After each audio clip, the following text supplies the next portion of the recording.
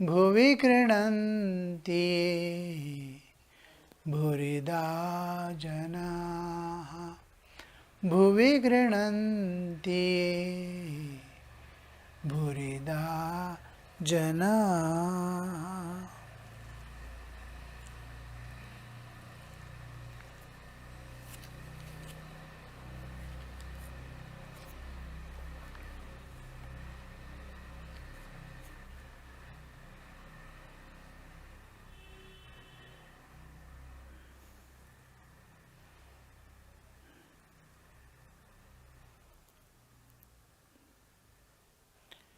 Continue with the text.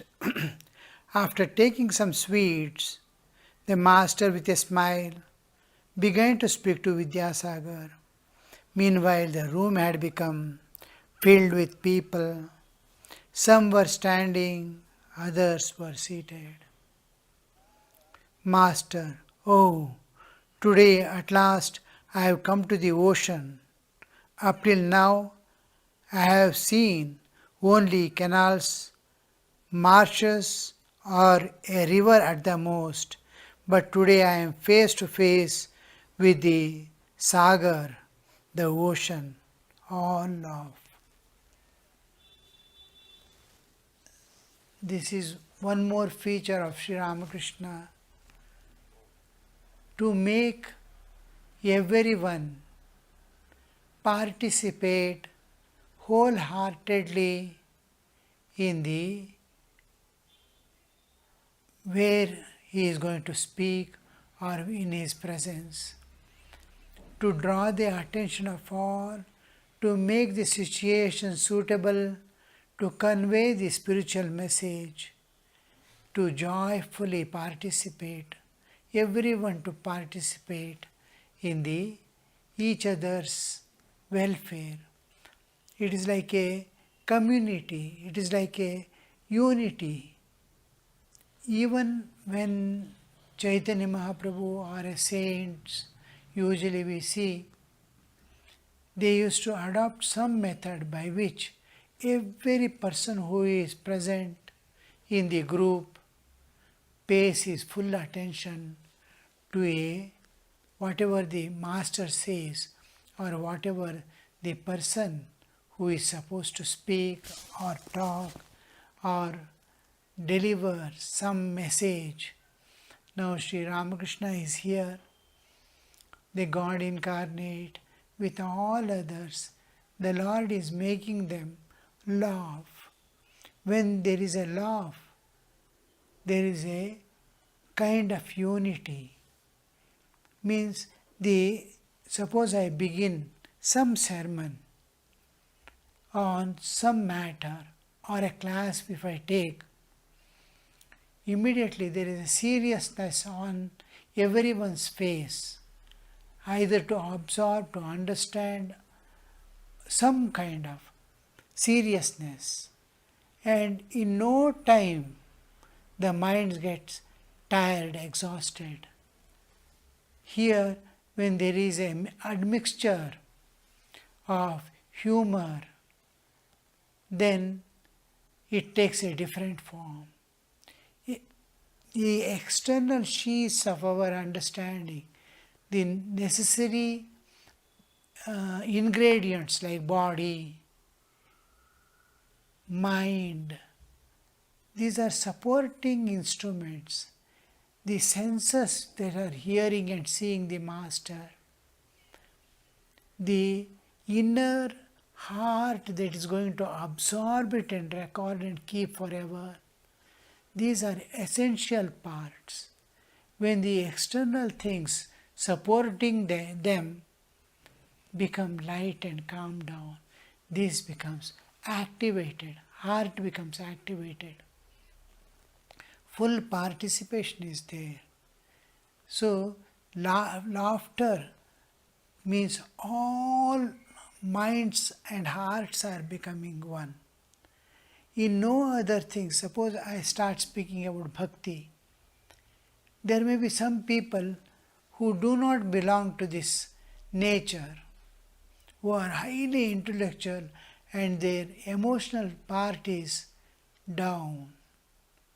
when you speak, wholehearted oneness won't be there.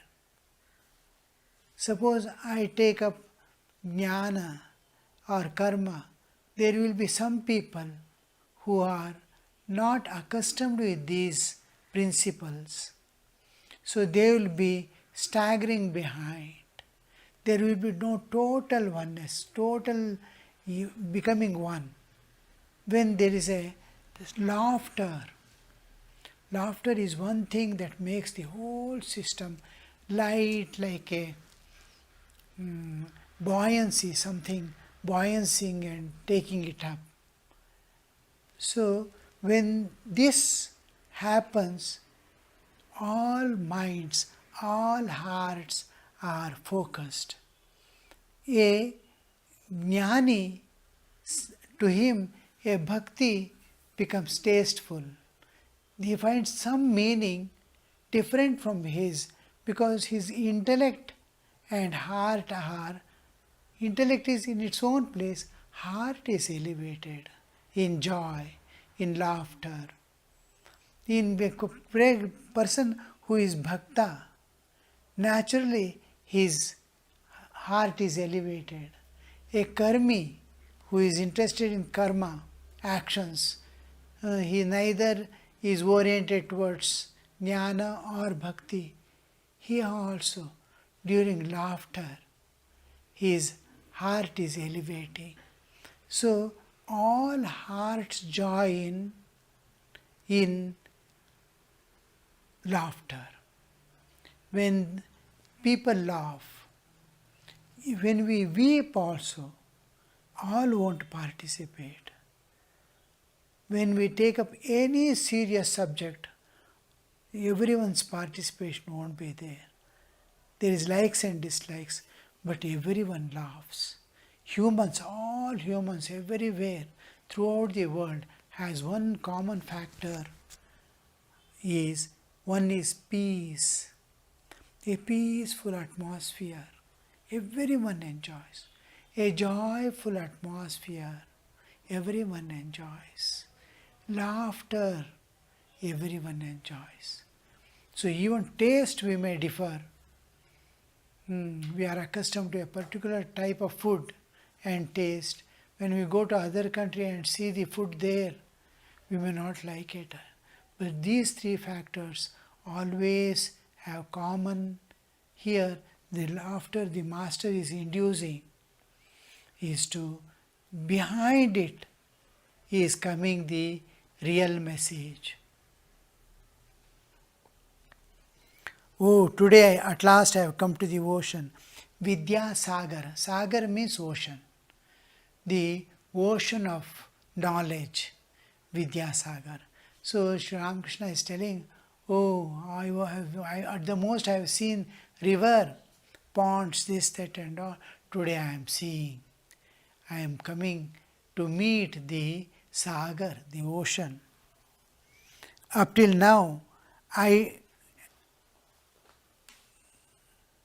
have seen only canals, marshes or a river at the most, but today I am face to face with Sagar, the ocean.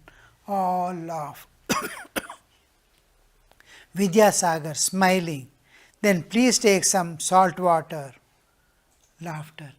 In ocean, the water is invariably saltish, not fresh water of the well and river. So, how the moment the Thakur Sri Ramakrishna says ocean, his mind is already has gone to the real ocean. And how spontaneously, without delay, is telling you, see. Oh, ocean means two important things what we observe in ocean is taste, salty taste, and waves, huge waves. And they are enclosed in vastness. So here Sri Ramakrishna is talking about vastness, Vidyasagar, huge water reservoir. So he is taking the same ocean to be salt water. Then you can take a little salt water. Please take home some salt water. Laughter. Master, oh no, why salt water?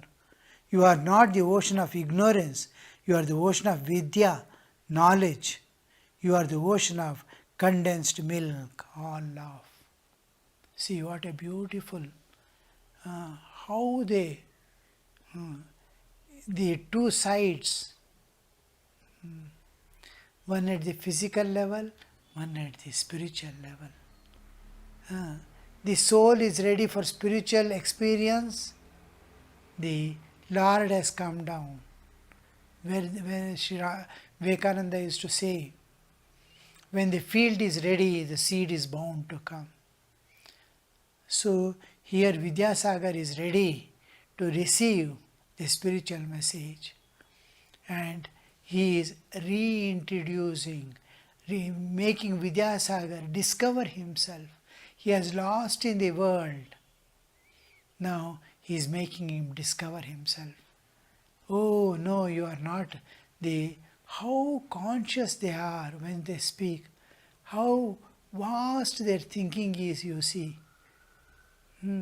Oh no, you are not the ordinary ocean, you are the ocean of Vidya.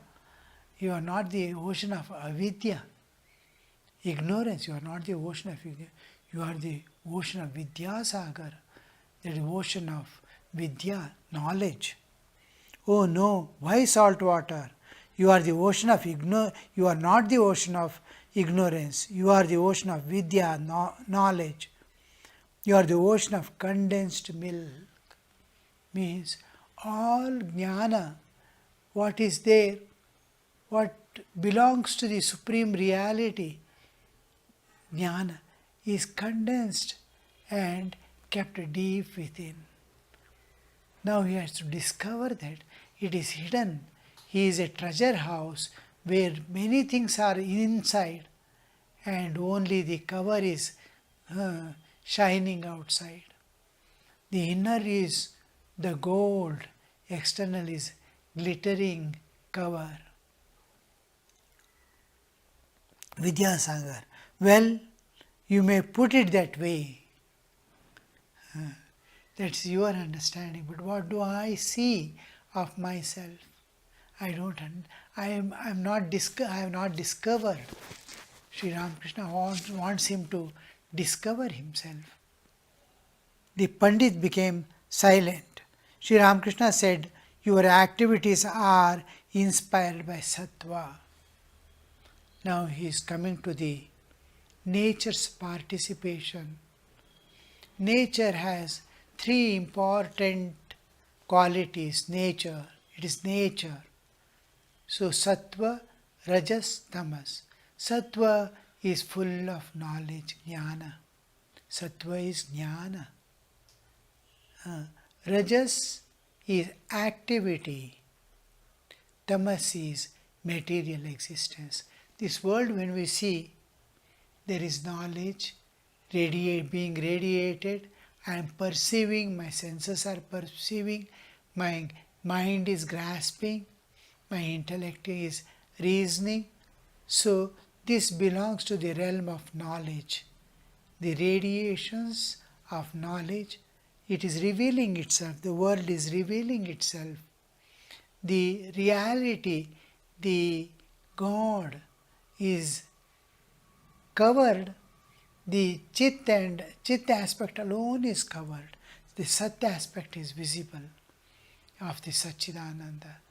So this universe that we see is just, I am seeing, I am getting knowledge. Everything I see, everything I hear, every moment I am getting the knowledge. Oh, there it is this, here it is this, there it is that. Oh, here some sound is coming, there the sound is coming, this sound is good, that is good. Constantly I am receiving the impulses of knowledge. Knowledge is flowing into me in various.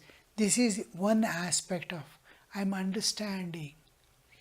The comprehensive understanding of mind is knowledge. That is Sat, that belongs to Sattva. Rajas. Rajas is activity. The whole universe is a constantly changing flux. Everything is changing, everything is expanding and contracting. So here we see the activity. If there is no motion, if there is no change, then there is no time. Time is working. Everything is moving. The whole universe expands to its optimum, again starts shrinking down and dissolving the absolute, again manifesting. This is called Srishti Sthiti Pralaya, the creation, sustenance and dissolution phases of this universe. So everywhere you see activity going on, we are all moving. The thought is moving. My perceptions are moving. Everything is moving.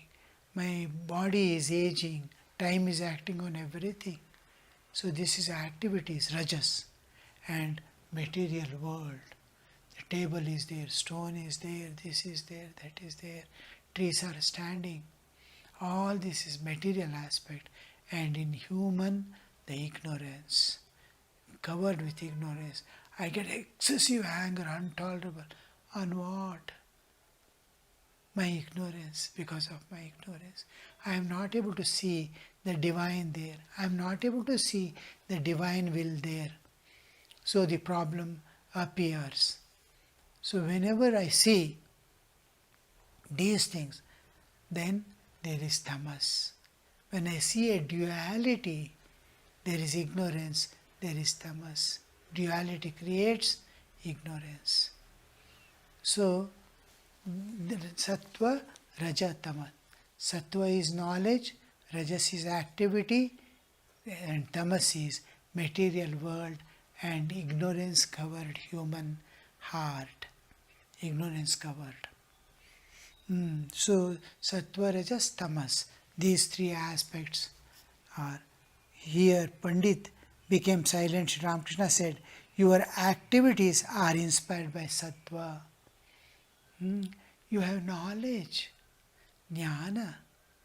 The man is suffering, you are understanding, you are feeling, you feel concerned about a person. This knowledge and your compassion is showing Sattva, but you are running about to help him. Running about is an activity, but the feeling, compassion for others is Sattva. It's the same activity I can do in a commercial way to earn money, earn name, fame. I can do anything. Just for name and fame, I can do some activity, show some activity. Here it is not so. He has nothing to seek in return, but feel for others and serve. So it is based on the Sattva. Sattva is inspiring, not Rajas. When money makes me work, even a job, I may be totally dedicatedly, I may be doing my job with all diligence and sacrifice. Yet the money that I am going to take in return for my services is there behind. So it is not inspired by Sattva, it is inspired by Rajas. I want wealth, I want money. Suppose I am doing for somebody's name, my own name, fame and all that, there is Rajas and Tamas inspired by. But here it is Sattva inspiring, because his knowledge of others and compassion for others springs from Sattva. Though work for good, though work for the good of others belongs to Rajas, yet Rajas has Sattva for its basis. It is and is not harmful. Rajas, the activity always binds. Rajas is binding. So The rajas binds you to the fruit of action.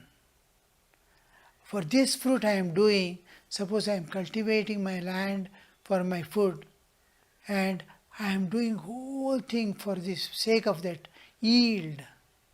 Suppose I don't get the yield, how I weep. The whole crop goes away.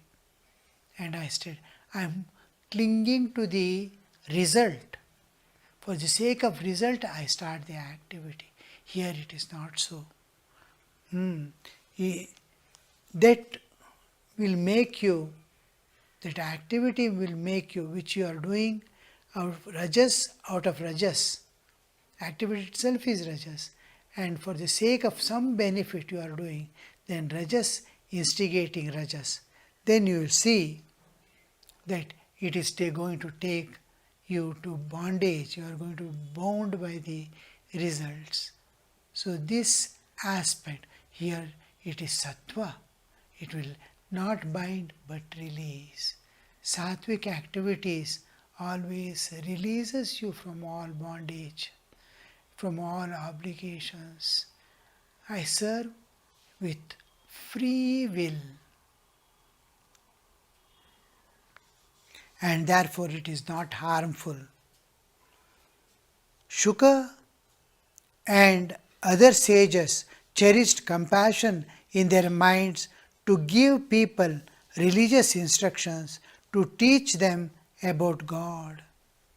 Shukadeva, one of the greatest sages in our Hindu tradition, a person who was born with full knowledge, supreme knowledge, and he gives his all activities is just something giving supreme to the mankind, to the people at that time.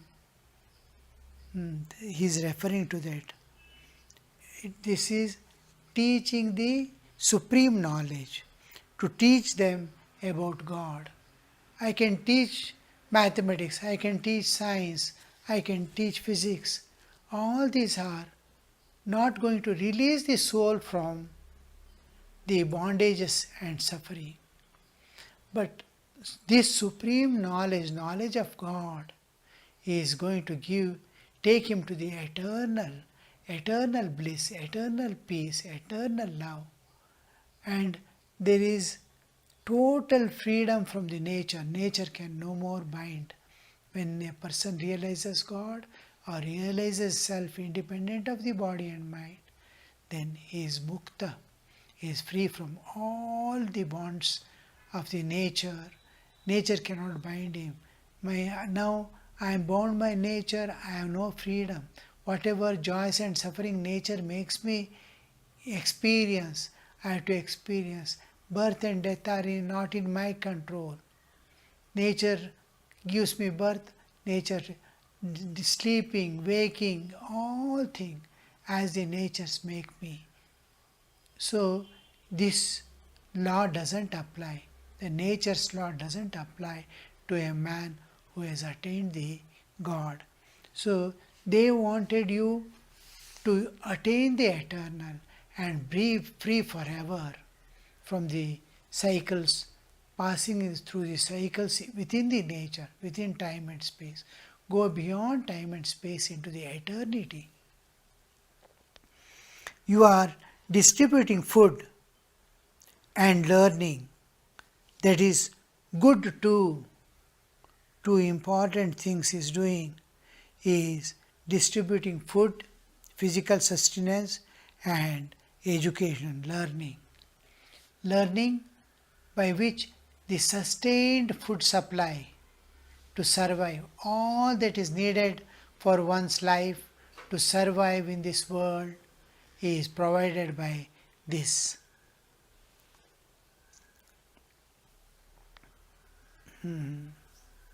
Food distributing is a temporary act. Today I give the food, tomorrow he is again hungry. Within 3 hours he is again hungry. But if I give education, learning to them, whole life they can earn. So learning is also given. The But he is dealing, Thakur is telling that's also good because that is the best thing you are doing, he did not say.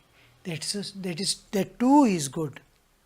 It is a reference to Shuka and others giving the knowledge of the self, Atma Jnana, knowledge of God, realization of God, which is going to take them to eternally. All right, you are not giving the knowledge of realization of God, knowledge of the self, but you are giving food and learning that makes him comfortable in this world. Living is possible with food and learning. But to transcend the nature and go beyond, to get the eternal freedom of the soul is not possible. That's why he is differentiating. Shuka and others gave the knowledge of God out of compassion. This too is good. That is good too. If these activities are done in a selfless spirit, they lead to God. An important statement. If these activities are done in a selfless spirit, they lead to God. I am aware that I am serving someone. I am giving someone. So when there is understanding, I is there. I feel, I serve, I is there behind the activity. Not bad I, not egotism, but the ego sense, I am doing good to the world. If this I is not there, how it would be the activity, you see?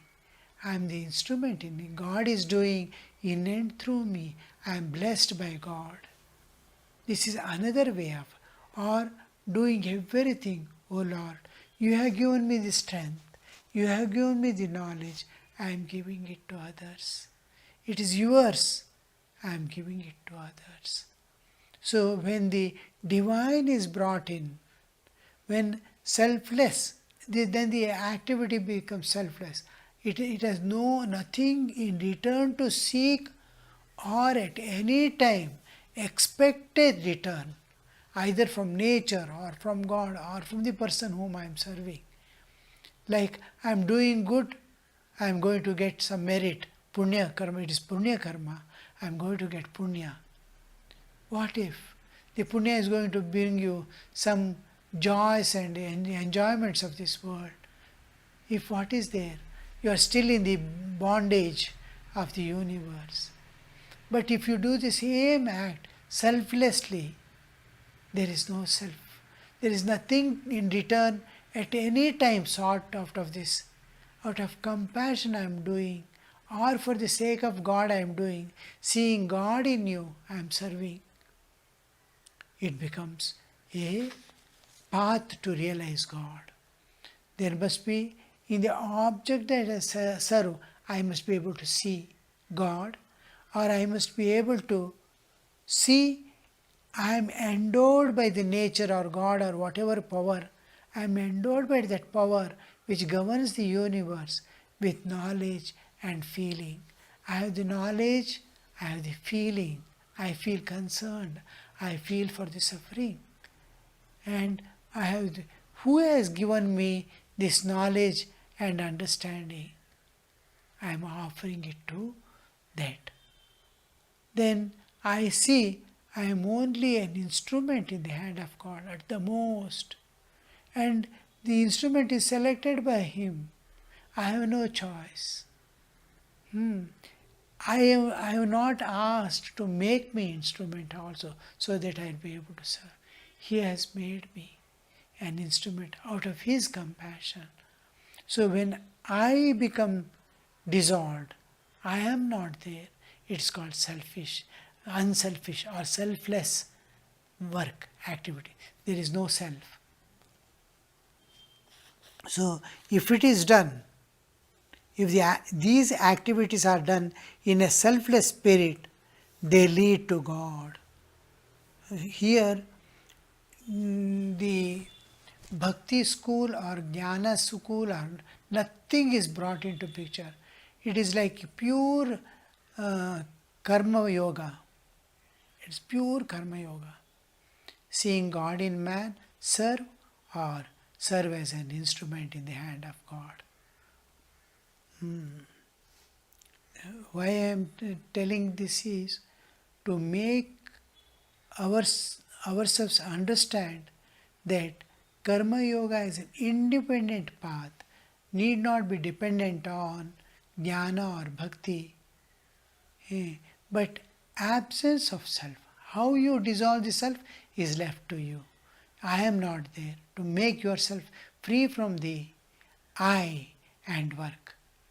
Usually we take the course of God, I am being the instrument in the hand of God, or I try to see God in the person whom I serve. But most people work for name, fame, or acquire merit. The fame, I want people to praise me. They don't even understand. It is 2 days play. How many people, how many humans came and went away? How much great work was done on this earth? We do not know. Where are they? Nobody is there. Everything is passing event. So people praising you, what is there? It will go away. People blaming you, where is it? It will go away. In no time it's forgotten. How did my grandfather live in this world, or great grandfather lived in this world? I do not know. I do not even know who that person was. Did he exist or not? I do not know.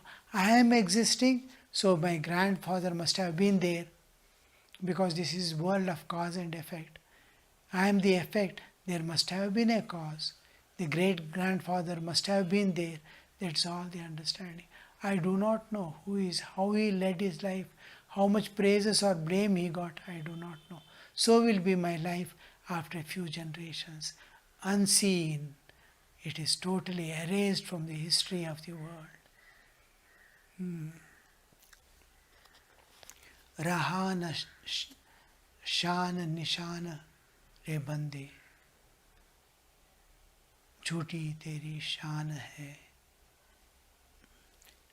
Rahana namana nishana, neither their name remained nor a mark of your existence remained on this. Suppose I go in rainy season walking, I have gone, but my footsteps at least will remain. If I walk on the cement road or in water, if I swim and go, no, there is neither name nor nishana.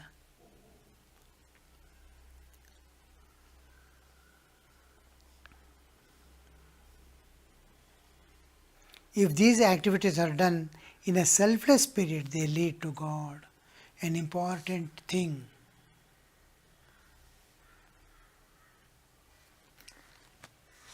Om Shanti Shanti Shanti Harihi Om Tat Sat Shri Ramakrishna Arpanamastu.